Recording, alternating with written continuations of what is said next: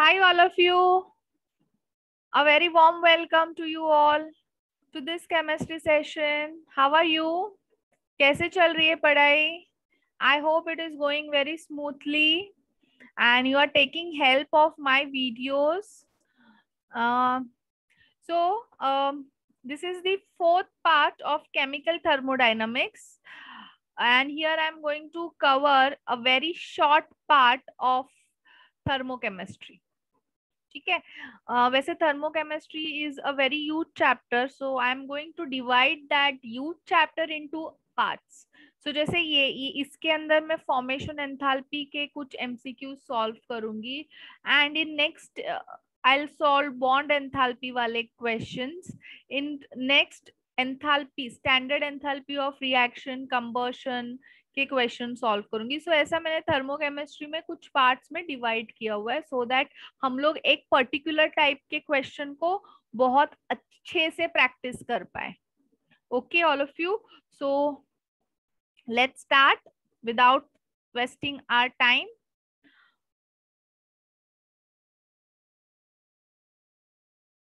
So first question, for an exothermic reaction to be spontaneous in nature.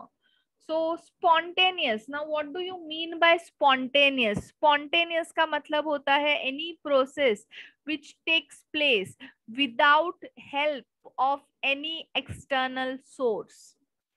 Okay, so exothermic reaction जो है we have already studied, it is favored at low temperature. Exothermic reaction is favored at low temperature. So exothermic reaction के लिए temperature कैसा होगा? It will be low. क्योंकि heat जो है वो क्या हो जाएगा? इवॉल्व हो जाएगा. हीट इवॉल्व हो गया, इसका मतलब क्या हो गया? अपना सिस्टम का टेम्परेचर क्या हो जाएगा? डिक्रीज्ड हो जाएगा. इन द रिएक्शन, क्वेश्चन पढ़ो. In the reaction, C plus O2 is giving you CO2. Delta H is equal to minus 94.3 kilocalorie. So this reaction is exothermic reaction. This reaction is exothermic reaction. Now, in exothermic reaction, heat is evolved. Okay? ये reaction कैसा है? Exothermic है. Exothermic reaction में heat evolve करता है. Reactant क्यों heat evolve करता है? क्योंकि उसका एनर्जी क्या होता है? ग्रेटर होता है देन दैट ऑफ प्रोडक्ट. तो जो मीन्स प्रोडक्ट से जितना भी डिफरेंस होता है रिएक्टेंट मीन्स सपोज अभी रिएक्टेंट का एनर्जी 10 है और प्रोडक्ट का एनर्जी 7 है. सो ये जो डिफरेंस है बीच में 3 का है, वो तो 3 किलो जूल एनर्जी क्या होगा? इवॉल्व होगा.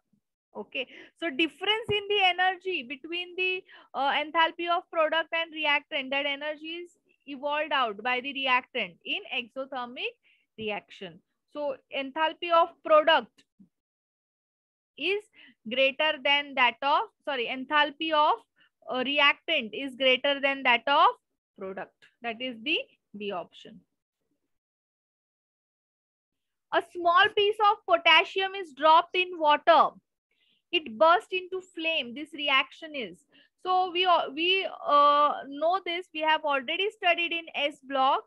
The elements of group 1 is highly reactive with water and it gives out heat.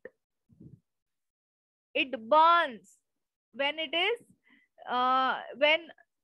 is made to come in contact with water. So sodium का भी सेम है, पोटेशियम का भी सेम है. So when potassium and water का contact होगा तो यहाँ पे क्या होगा? फायर आएगा. Fire. So when it is bursting into flame, fire आ रहा है, इसका मतलब क्या हो रहा है? ये जो रिएक्शन है, that reaction is exothermic. It is evolving high amount of energy. इतना ज्यादा एनर्जी इवॉल्व करता है कि वहां पे क्या आ जाता है? पानी पे आग आ जाती है. It fires on the surface of water. So answer is C. Next question. Which of the following is an endothermic reaction?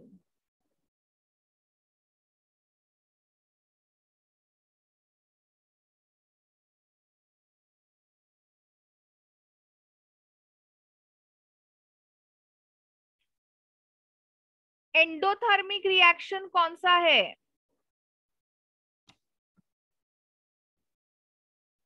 तो यहाँ पे अभी अपने को एंडोथर्मिक रिएक्शन कैसे पता चलता है? एक तो अपने को डेल्टा एच से पता चलता है, when delta H is positive reaction is endothermic. But यहाँ पे ऐसा कुछ भी नहीं है। यहाँ पे देखो, ये तो नेगेटिव आ रहा है, यहाँ पे भी एंथैल्पी नेगेटिव है, तो इसका मतलब ये ऑप्शन भी नहीं आएगा और ये भी नहीं आएगा। मीन्स यहाँ पे प्रोडक्ट के साथ में energy is evolve, so this is exothermic reaction. अभी एंडोथर्मिक रिएक्शन का मतलब क्या होता है? Endothermic reaction means heat is absorbed by the system, and when heat is absorbed by the system, delta U क्या होता है? increases. We have studied this in second part. So delta U क्या होगा? increase होगा, and increase is always denoted by positive. So अभी अपने को check क्या करना है? किसका internal energy positive है? So it is of second option. So answer is B. Next question similar type का है। विच ऑफ द, चाहिए तो तुम लोग मुझे पॉज करके अपना आंसर निकालो and then you cross check your answer with my answer with the same logic. तो तुम लोग को भी एक कॉन्फिडेंस आ जाएगा कि हाँ, मुझे ऐसे टाइप के क्वेश्चंस आ सकते हैं सॉल्व करने के लिए। सो क्वेश्चन है, विच of the following is an exothermic reaction. तो एक्सोथर्मिक रिएक्शन के लिए डेल्टा एच क्या होता है? नेगेटिव होता है। सो ये है क्या? नेगेटिव नहीं है, सो मेरा ये ऑप्शन नहीं आएगा।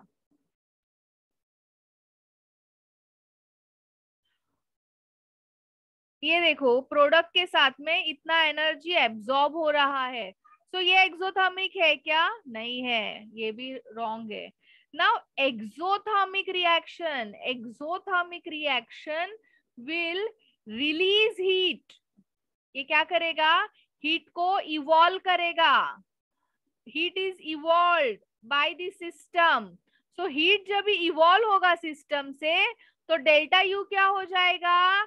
Decrease. Internal energy will decrease, and internal energy का decrease is denoted by negative sign. तो अभी अपने को चेक करना है डेल्टा यू कौन से ऑप्शन में नेगेटिव है। So it is coming in D option. Okay all of you. चलो नेक्स्ट क्वेश्चन करते हैं। In an exothermic reaction products are, so we have already discussed in exothermic reaction enthalpy of reactant is greater than enthalpy of product, and इसीलिए reactant क्या करता है? Energy evolve करता है। अब इसका एनर्जी ज्यादा है, इसका मतलब ये कैसा है? अनस्टेबल है, एंड प्रोडक्ट कैसा है? स्टेबल है। So product is more stable than the reactant. So answer is B. Next option, next MCQ.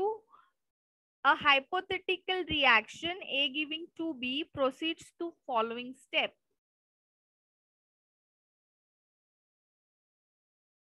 Just observe these steps. First, second step, third step.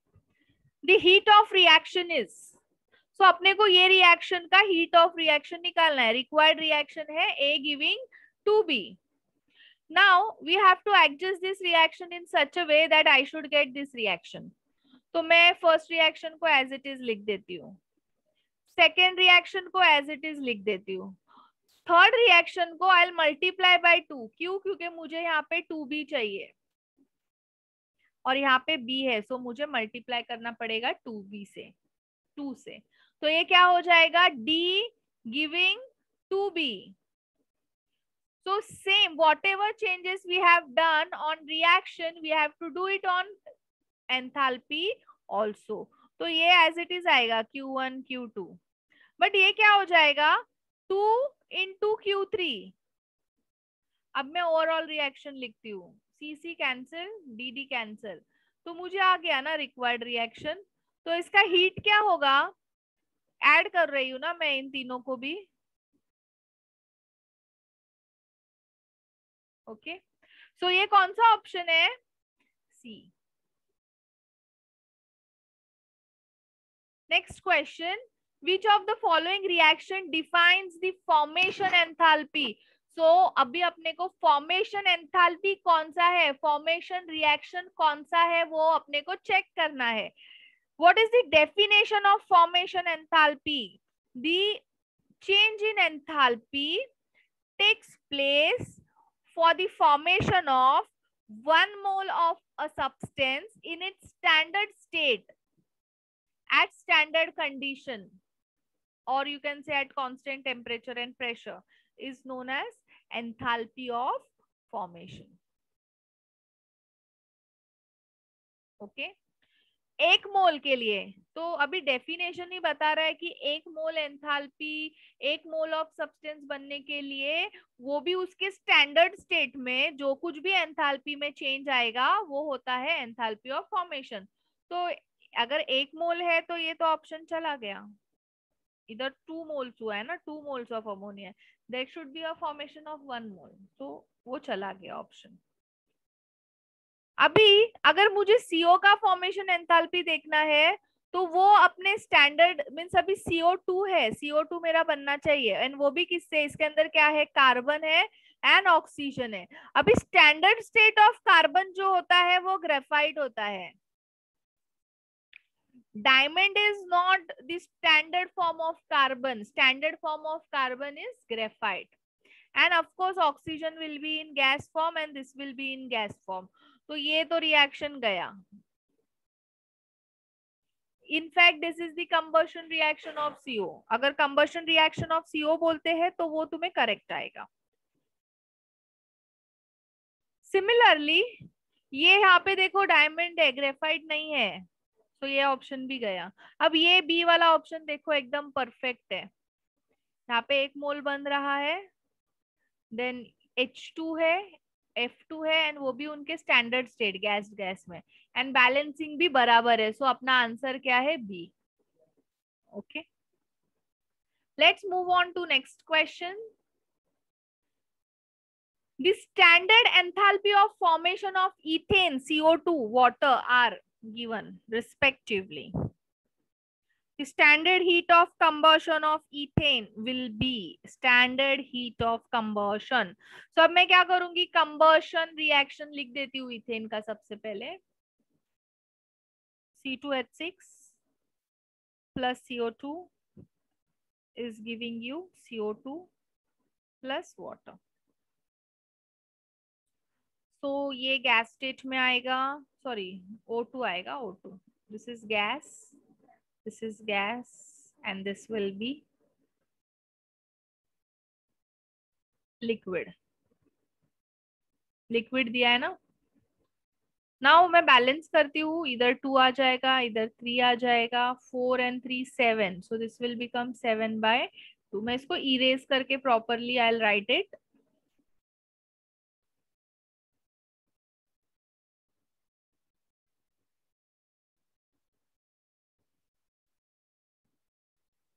7/2। ठीक है, अभी enthalpy of reaction, enthalpy of combustion of reaction is the standard standard enthalpy of combustion is enthalpy of formation of product minus enthalpy of formation of reactant, summation। so here product में क्या है, 2 into enthalpy of formation of CO2 plus 3 into enthalpy of formation of water minus 1 into enthalpy formation of C2H6 plus 0। Oxygen का formation enthalpy नहीं आएगा ना, वो oxygen जो है वो बाय नेचर ही O2 के फॉर्म में होता है, वो बनता नहीं है, वो अपने को O2 के फॉर्म में ही मिलता है। In gaseous oxygen is diatomic gas, तो वो एग्जिस्ट ही O2 गैसियस के फॉर्म में करता है, तो उसका formation enthalpy will be 0. Now I'll just substitute the values given in your question. So it is 2 into minus 94.1 plus 3 into minus 68.3 minus 1 into minus 21.1. So अभी मुझे ये सब को क्या करना है, सॉल्व करना है. मैं यहाँ पे सॉल्व करती हूँ. So ये आएगा minus 188.2 minus 204.9 and minus minus plus हो जाएगा 21.1. Now all of you pause करो वीडियो. सिर्फ एडिशन और सब्सट्रैक्शन है यहाँ पे, तो कैल्सी यूज ही नहीं करना है, मल्टीप्लीकेशन डिवीजन के लिए भी नहीं यूज करना है, बट ये फटाफट हो जाएगा कैलकुलेशन. पॉज करो और मेरे साथ में आंसर चेक करो. So it's answer is coming minus 372 kilo calorie. That is my A option. Okay all of you. चलो अभी नेक्स्ट क्वेश्चन करते हैं. पढ़ो क्वेश्चन क्या दिया हुआ है. Enthalpy of formation of H2O2 and oxygen is given respectively. What will be the enthalpy change for the given reaction? ये रिएक्शन के लिए तो बस अपना वही फॉर्मूला है. Enthalpy of reaction is equal to summation of enthalpy of product minus summation of enthalpy of reaction. So अभी यहाँ पे क्या आएगा, 2 into enthalpy of formation of water, और ये तो 0 आ जाएगा ना, minus 2 into enthalpy of formation of H2O2. Value substitute करो. 2 इंटू वाटर का फॉर्मेशन है माइनस 286 किलो जूल एंड ये है माइनस 188. सो ये कितना हो जाएगा, minus 572 plus 376.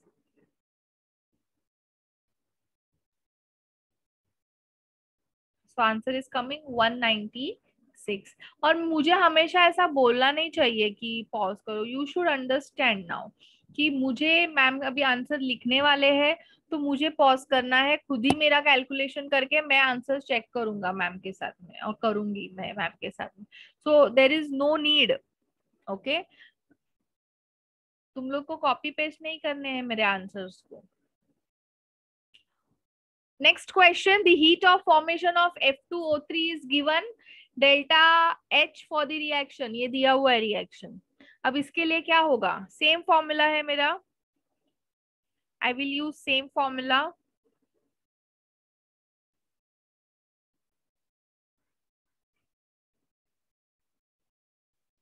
Minus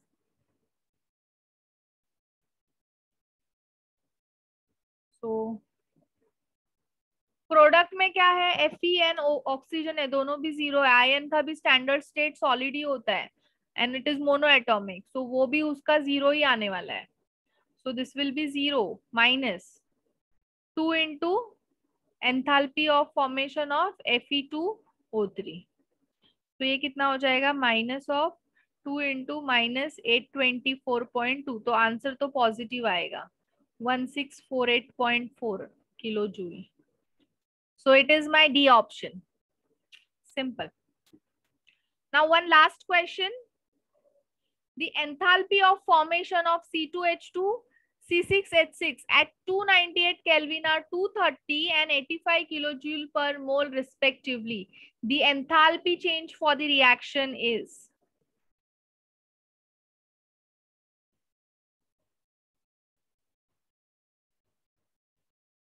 So delta H is what? Summation of enthalpy of product minus summation of enthalpy of reactant. So 1 into enthalpy of formation of C6H6 minus 2 into enthalpy of formation of C2H2. So ये कितना है, 85 minus 3 into 230. तो ये कितना हो जाएगा, 85 minus 690. करो कितना आएगा, 690 minus 85. So this will become in minus 605 kilojoule per C option. So all of you, this was my last question for this video. I hope तुम लोग को ये वाला जो टाइप के क्वेश्चंस है वो क्लियर हुए रहेंगे. And exothermic, endothermic, stability, formation, enthalpy वाले क्वेश्चन कुछ हद तक क्लियर हुए रहेंगे. ये 100% तुम्हारे माइंड में तब क्लियर होंगे when you will go and solve more question of this type from Marvels और any other book for seat. अकेले वीडियो नहीं देखो, share also with your friend. तुम्हारे फ्रेंड का भी फायदा होने दो एंड पढ़ाई करते रहो. बाहर मत निकलो, कोरोना बहुत बढ़ रहा है. And meet you in next lecture, next video lecture. Till then, bye bye, take care.